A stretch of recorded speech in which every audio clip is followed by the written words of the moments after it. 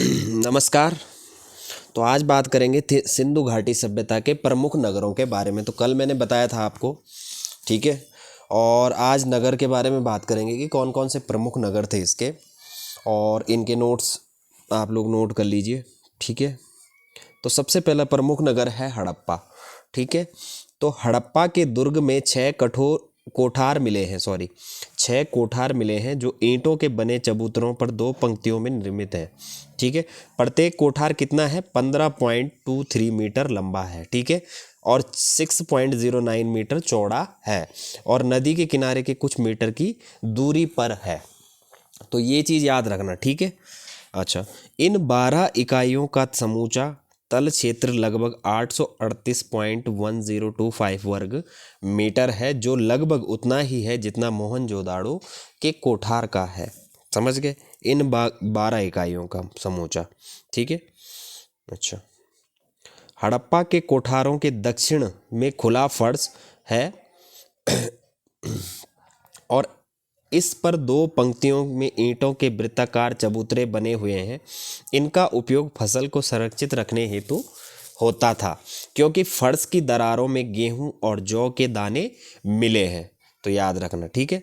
अच्छा, दूसरा प्रमुख नगर था इसका मोहनजोदाड़ो, ठीक है। मोहनजोदड़ो था। तो मोहनजोदड़ो का पहले हमने पढ़ लिया हड़प्पा। तो हड़प्पा के जितने इंपॉर्टेंट नोट्स थे वो मैंने आप लोगों को बता दिए हैं, जो इंपॉर्टेंट फैक्ट है, ठीक है। बाकी पीडीएफ मैं आप लोगों को टेलीग्राम में शेयर कर दूंगा, ठीक है। तो मोहनजोदड़ो की बात करते हैं तो मोहनजोदड़ो का सबसे महत्वपूर्ण सार्वजनिक स्थल विशाल स्नानागार है, ठीक है। क्या था वहाँ मोहनजोदड़ो में? विशाल स्नानागार था, जिसका जलाशय दुर्ग के टीले में स्थित है, और यह ईंटों के स्थापत्य का सुंदर उदाहरण है, ठीक है। ईंटों का यह 11.88 मीटर लंबा और 7.01 मीटर चौड़ा, और गहराई है इसकी 2.43 मीटर गहरा है। तो याद रखना कि लंबा कितना है, चौड़ा कितना है, और गहरा कितना है, और क्या है? ये स्नानागार है, ठीक है। अच्छा, स्नानागार के दोनों सिरों पर तल तक जाने हेतु सीढ़ियां बनी हुई हैं। इसका फर्श पक्की ईंटों का बना है। यह विशाल स्नानागार धर्मानुष्ठान संबंधी स्नान के लिए बना है, जो भारत में प्रत्येक धार्मिक कर्म में आवश्यक रहा है। तो याद कर लेना इसको कि क्या है दोनों सिरों पर क्या है? तल तक जाने की सीढ़ियां बनी हुई। तो याद रखना कि ये किस तरीके से इसका जो निर्माण है वो किया गया है मोहनजोदड़ो में, ठीक है। अच्छा, मोहनजोदड़ो की सबसे बड़ी इमारत अनाज रखने का कोठार है, ठीक है। क्या है मोहनजोदड़ो की सबसे बड़ी इमारत? अनाज रखने का कोठार, जो कि 45.71 मीटर लंबा और 15.23 मीटर चौड़ा है। तो देखो, इतना 45 मीटर लंबा और 15 मीटर चौड़ा है, ठीक है, याद रखना। अच्छा, मोहनजोदड़ो के कई आवासों में कुएं भी थे, जिसकी संख्या लगभग 700 थी। कितने कुएं थे मोहनजोदड़ो में? कितने कुएं थे? 700, ठीक है, 700 कुएं थे। अच्छा, मोहनजोदड़ो से कपड़ों के टुकड़ों के अवशेष भी मिले हैं, ठीक है।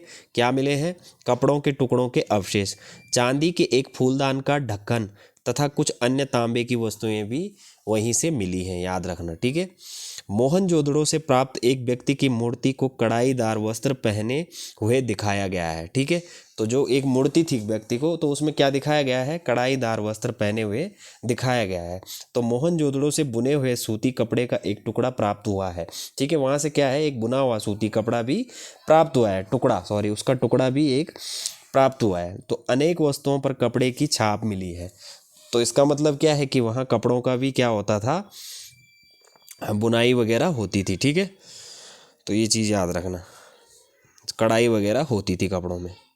अच्छा, अब दो हड़प्पा और मोहनजोदड़ो हमने पढ़ लिया, जिसके बारे में जो इम्पोर्टेंट फैक्ट थे, जो याद करने वाले थे प्रीलिम्स के लिए, वो दो मैंने बता दिए हैं। अब धौलवीरा की बात करेंगे, ठीक है।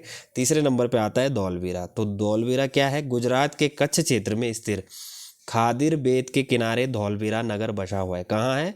खादिर बेत के किनारे, ठीक है। कहाँ है? गुजरात के कच्छ में, याद रखना। वहाँ साफ पानी मिलता था और ज़मीन उपजाऊ थी, ठीक है। वहाँ क्या था? साफ पानी मिलता था और ज़मीन उपजाऊ थी।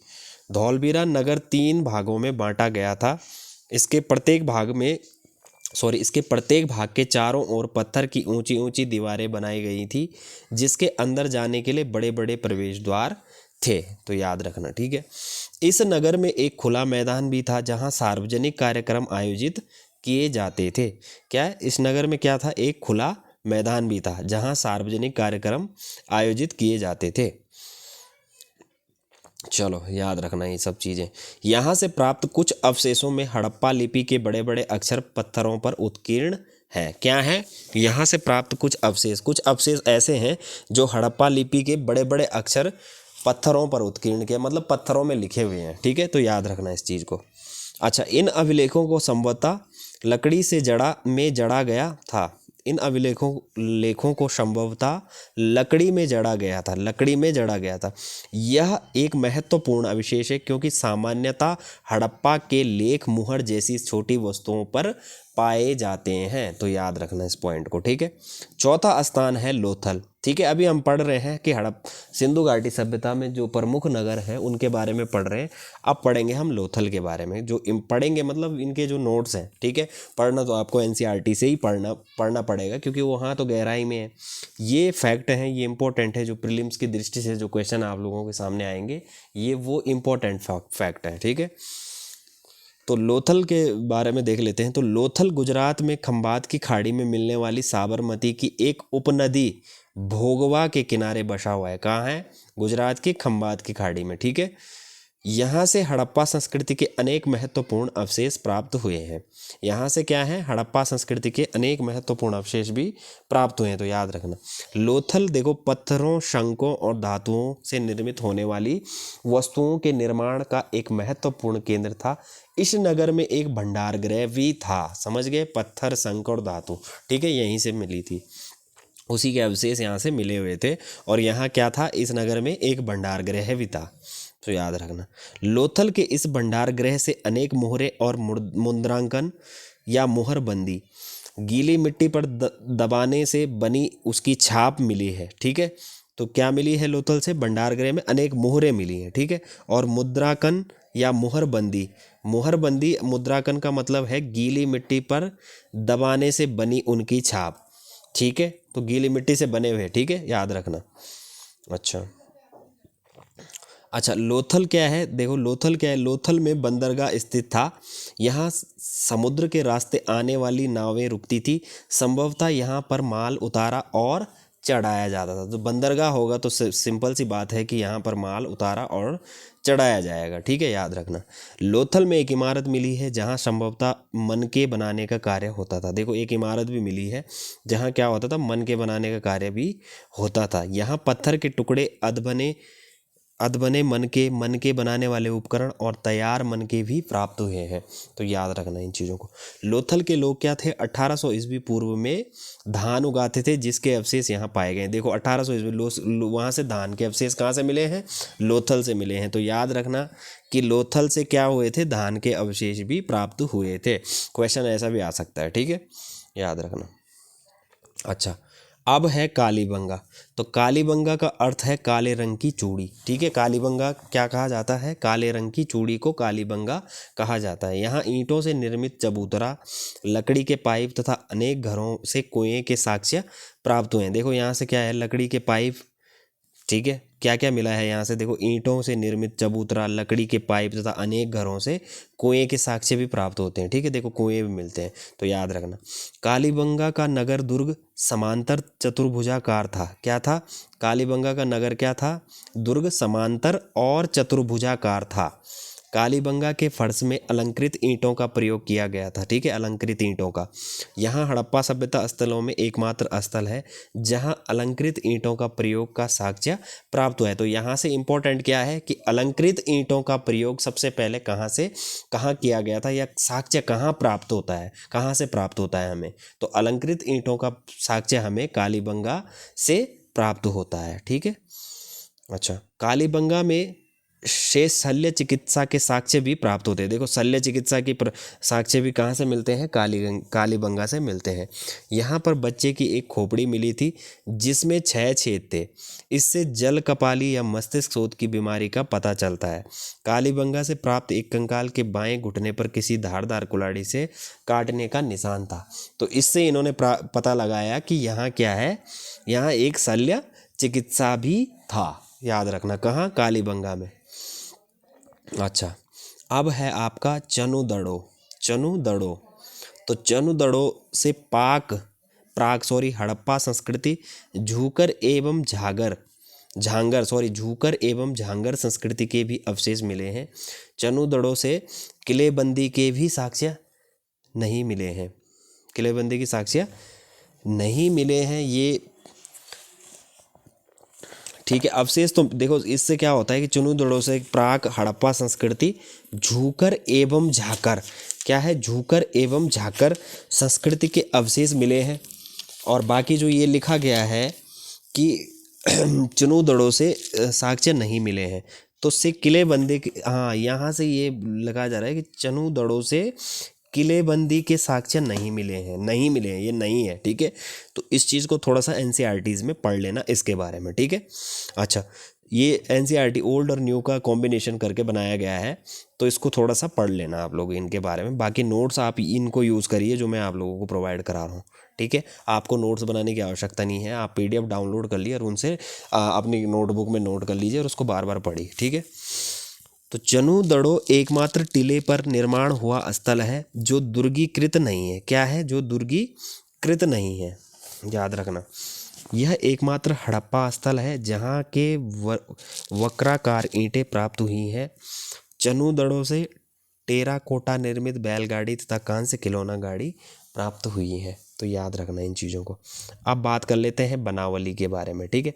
तो बनावली से अच्छे किस्म के जौ, तांबे का बनाग्र, पकी मिट्टी के बने हल्की आकृति का खिलौना, तांबे की कुल्हाड़ी, पत्थर एवं मिट्टी के बने मकान के साक्ष्य प्राप्त हुए हैं। तो ये सब चीज़ों के साक्ष्य जो कहाँ से मिले हैं, बनावली से मिले हैं। बनावली में निकास पद्धति का अभाव था और नगर योजना शतरंज के जाल के आकार की बनाई गई थी।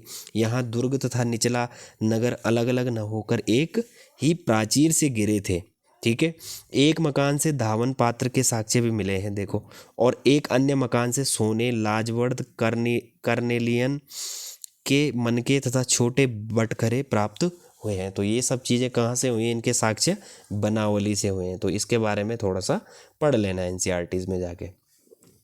अच्छा, रोपड़ से तांबे की कुल्हाड़ी एक कब्रगाह में आदमी के साथ कुत्ते को दफनाए जाने के साक्ष्य भी मिले हैं। देखो रोपड़ से कहाँ मिला है, तांबे की कुल्हाड़ी, और क्या मिला है, एक कब्रगाह में आदमी के साथ कुत्ते को भी दफनाया गया था।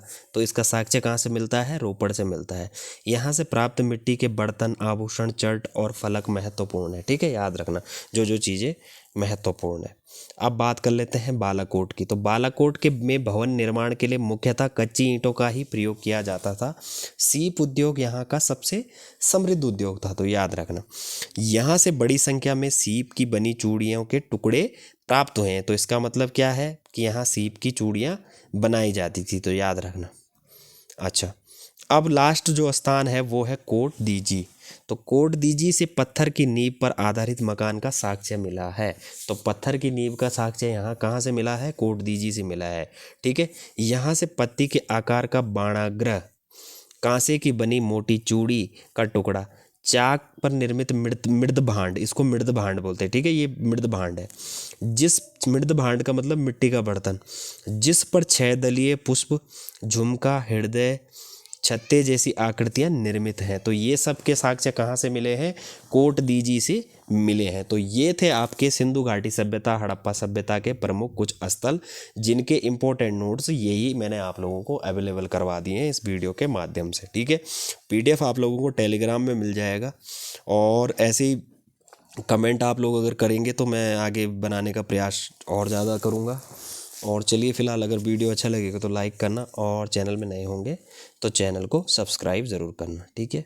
मिलते हैं नेक्स्ट वीडियो में, धन्यवाद।